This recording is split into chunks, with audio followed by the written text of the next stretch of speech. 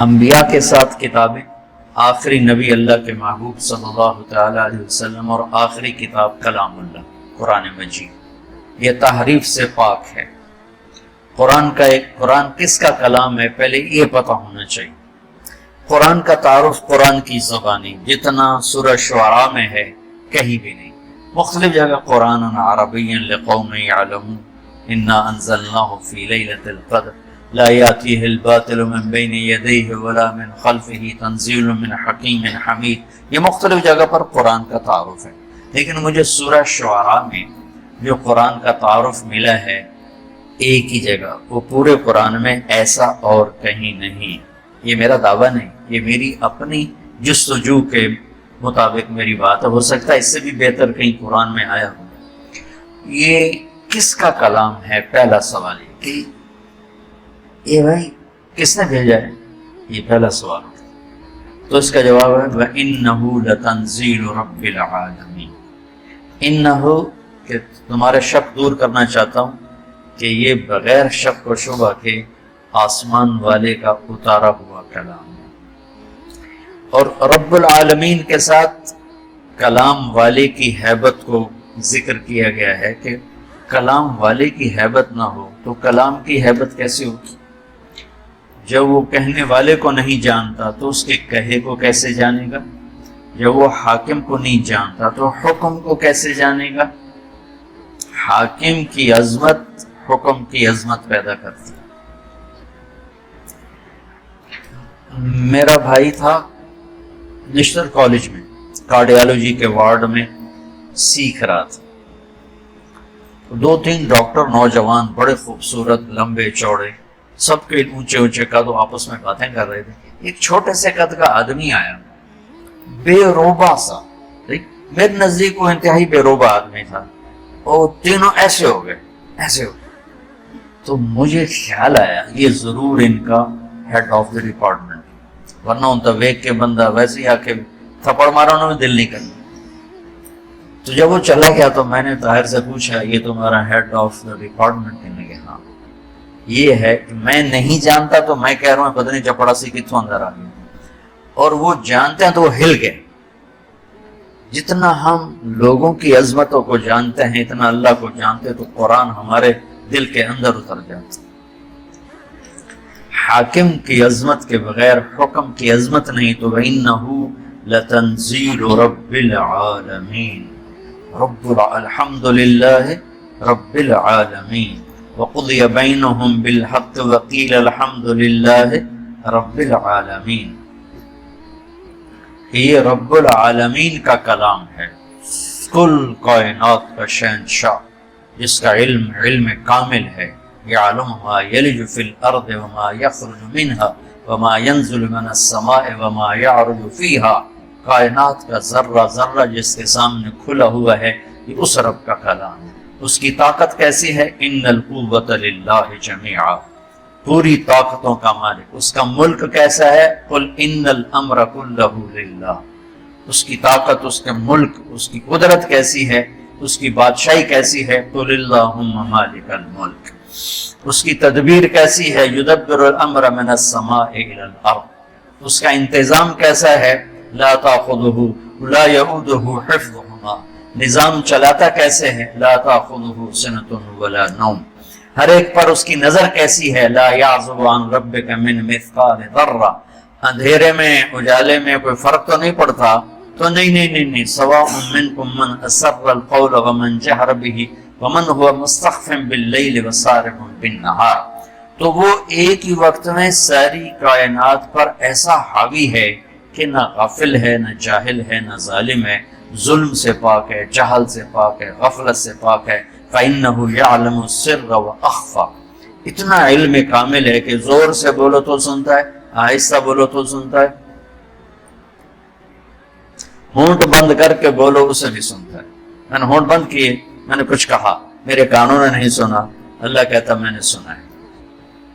تو پہلی بات یہ ہے کہ دل کو اللہ کی عظمت سے بھرنا ہوگا، تب قرآن کی عظمت آئے گی۔ اور ہم تمہیں جیسے پڑھاتے ہیں وہ ہوتا ہے قانونی طریقہ، اصطلاحی طریقہ، تو وہ اللہ کی عظمت تو نہیں آتی، اللہ کی پہچان ہو جاتی ہے، عظمت نہیں آتی، تو قرآن میں ہلاتا نہیں۔ میں نے جو عربی شروع کی تھی اس لیے کہ تم قرآن کے ساتھ جڑ جاؤ۔ اللہ کرے میرا یہ خواب میرے مرنے سے پہلے پورا ہو کہ میں ایک ایسی جماعت تیار کروں جن کے دل دماغ پر قرآن کی بادشاہی، جو تمام اکابر اسلام کی عزت احترام ہمارے اوپر فرض ہے، لیکن ہم قرآن سے جڑے ہوں اور اللہ کے محبوب سے جڑے ہوئے ہوں، کہ تمہارے اوپر سیرت کی چھاپ ہو، تم دیکھو تو سیرت کی نگاہ سے اور قرآن کی نگاہ سے، تم بولو تو قرآن اور سنت کے انداز سے، تم سوچو تو قرآن اور سیرت کے انداز سے۔ اس سے بھی ہم بہت دور ہیں، اگر اکابر میں ہی پھنسے ہوئے ہیں، اس سے بھی بہت دور ہیں۔ حاشا وکلا کوئی میری مراد اکابر اسلام سے کوئی برگشتہ کرنا نہیں ہے، ان کے ذریعے ہمیں ہدایت ملی ہے، لیکن بھائیو ابو حنیفہ جیسی ہستی کہتی ہیں کہ ہم رجال و نحن رجال، کہ جب آئے گی ابراہیم نخی پر اور حماد پر تو پھر ہم رجال و نحن رجال۔ اللہ کے نبی کی بات 100% لیں گے، صحابہ کی بات دیکھیں گے، جو اس میں راجح ہوگی وہ لیں گے، لیکن جب آئے گی بات طاؤس پر اور مکحول پر اور ابراہیم نخعی پر اور حماد پر تو پھر ہم رجال و نحن رجال۔ کیا خوبصورت بات، یہ نہیں کہ انہوں تکبرن کا، ان پہ وہ بھی جستجو کریں گے، ہم بھی جستجو کریں گے۔ اللہ کی عظمت اللہ کے تذکروں سے زندہ ہوتی، پھر قرآن کی عظمت پیدا ہوگی۔ وَإِنَّهُ لَتَنزِيلُ رَبِّ الْعَالَمِينَ۔ یہ لایا کون ہے؟ اللہ تو آسمانوں پر ہے، نبی ہمارے زمینوں پر ہیں، تو یہ کون لایا ہے؟ تو اس کا جواب ہے نزل بہ الروح الامین۔ کس کا کلام ہے؟ انہ لتنزیل رب العالمین۔ کون لایا ہے؟ نزل بہ الروح الامین، جبریل فرشتہ۔ کس کے پاس آیا ہے یہ کلام؟ کس کے پاس آیا ہے؟ علی قلبک، یہ ہمارے نبی پاک صلی اللہ علیہ وسلم کے دل پر اترا ہے۔ علی قلبک، آپ کے دل پر اترا ہے، پھر لفظ بن کر آپ کی زبان سے نکلا ہے۔ اللہ کا کلام الفاظ میں بند نہیں، اس کی کوئی تشبیہ نہیں۔ صرف بخاری شریف کی روایت سے آپ لوگ جب پڑھو گے بخاری تو مثل سلسلۃ الجرس، یا رسول اللہ آپ پہ وحی آتی ہے، کیسی ہوتی؟ کعبہ جیسے گھنٹی کی آواز ہو، ایسے ہوتی گھنٹی کی آواز۔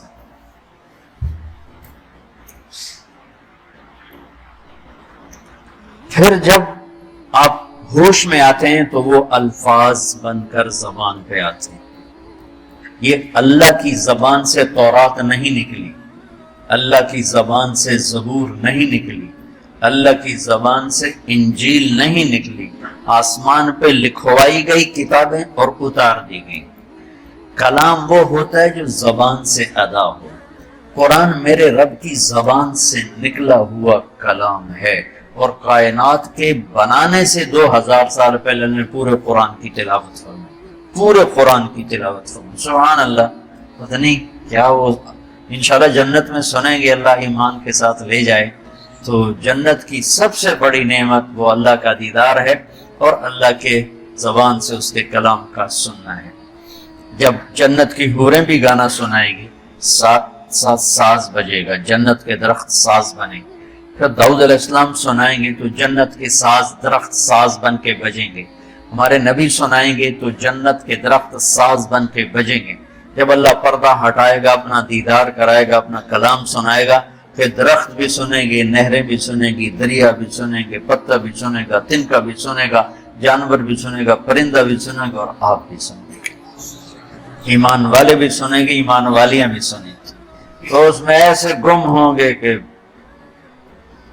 انہیں جنت کی یاد ہی بھول جائے گی۔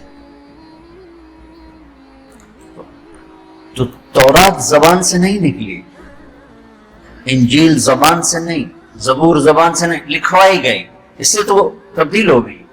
اور وہ مٹ گئی. اگر وہ اللہ کی زبان سے نکلی ہوتی تو کبھی اللہ کے کلام کو بدلا نہیں جا سکتا. اللہ کی ہر صفت ناقابل تبدیل ہے. اللہ کی ہر صفت ناقابل تبدیل ہے. اللہ کی ہر صفت تغیر تبدل سے پاک ہے. قرآن چونکہ اللہ کی زبان سے نکلا ہوا کلام ہے، اسے بدلنے کی لاکھوں کروڑوں کوششیں کی گئیں، کوئی کامیاب نہیں. کوئی ایک کوشش کامیاب نہیں کہ یہ میرے رب کا کلام ہے، علی قلب، میرے نبی کے دل پر اترا ہے. آخری سوال، کیوں آیا ہے؟ کیوں آیا ہے؟ لِتَكُونَ مِنَ الْمُنذِرِينَ. سبحان اللہ. انذار کیا ہے؟ آگے ایک زندگی آ رہی، اس زندگی کے بارے میں خبردار کرنا کہ دیکھو بھائی وہاں بہت بڑا نفع ہے، ہمیشہ کی زندگی جنت، وہاں بہت بڑا نقصان ہے، ہمیشہ کی زندگی آگ. تو قرآن کا مقصد ہے زندگی کا طریقہ، وہ طریقہ بتانا، خبردار کرنا. کس چیز سے خبردار کرنا؟ زندگی کے اس طریقے سے خبردار کرنا جس پر چل کے ہم سب دنیا میں بھی سکون سے رہیں اور جنت میں بھی کامیابی کے ساتھ پہنچ جائیں. جس طریقے پر چل کر دنیا کی مشقتیں اور دنیا کی مصیبتوں سے بچیں اور جہنم کی آگ سے بچ کر جنت میں جانے والے بن جائیں. قرآن اس لیے آیا ہے، ان ھذا القرآن یہدی للتی ہی اقوم. بہت سے رہبر بیٹھے ہوئے ہیں یہاں، تو قرآن، اللہ کہتا ہے کہ قرآن وہ رہبر ہے جو سیدھا راستہ دکھاتا ہے.